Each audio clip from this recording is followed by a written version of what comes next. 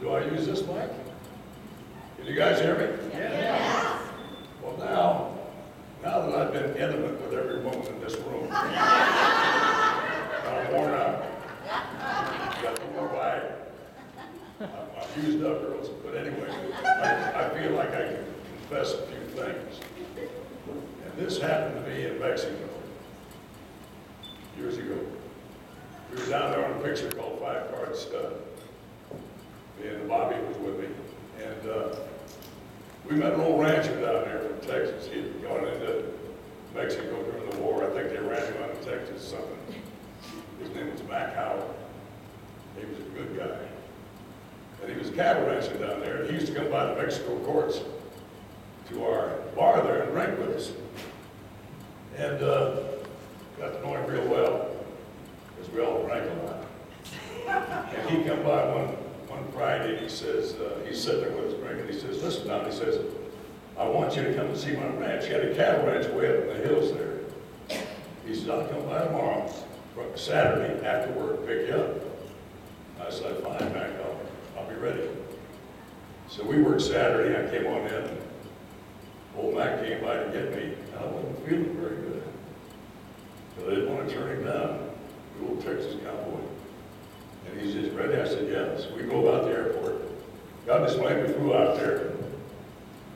We got there about 5 in the afternoon.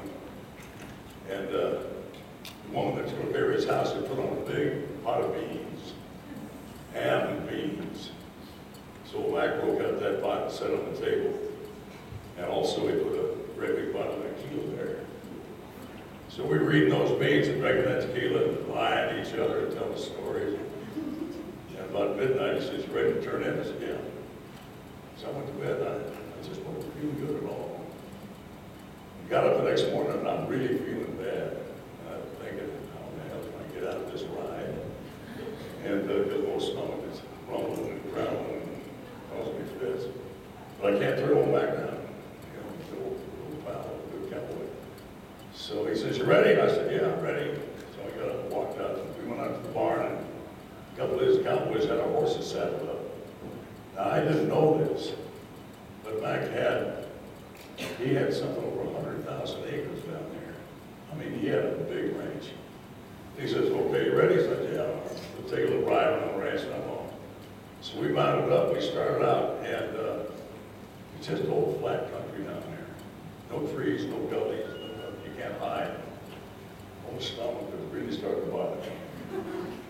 It just rumbled and growled, and I got away. I can't look like a wimp in front of Mac.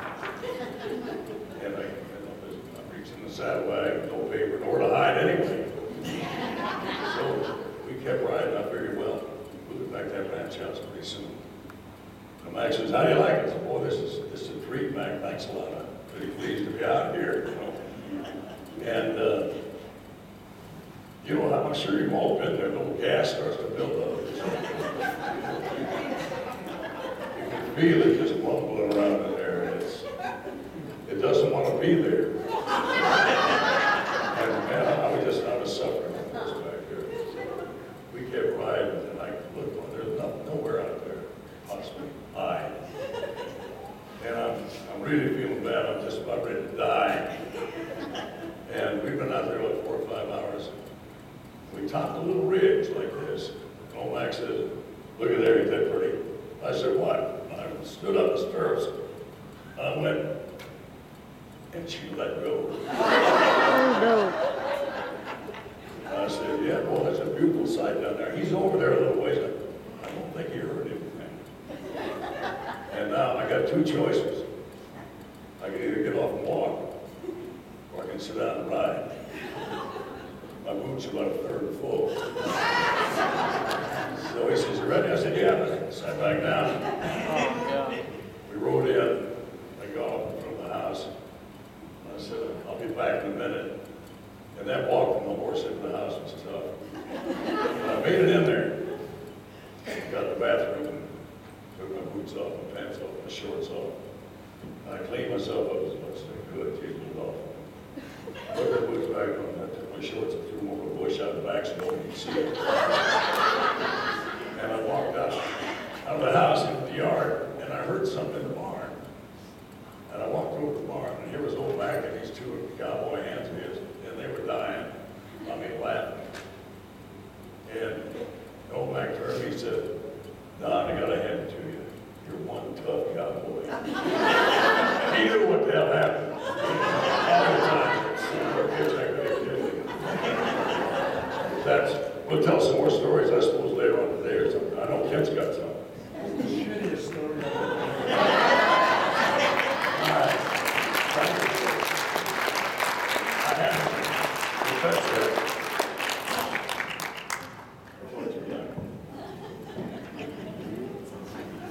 The bathrooms are out the door too, right?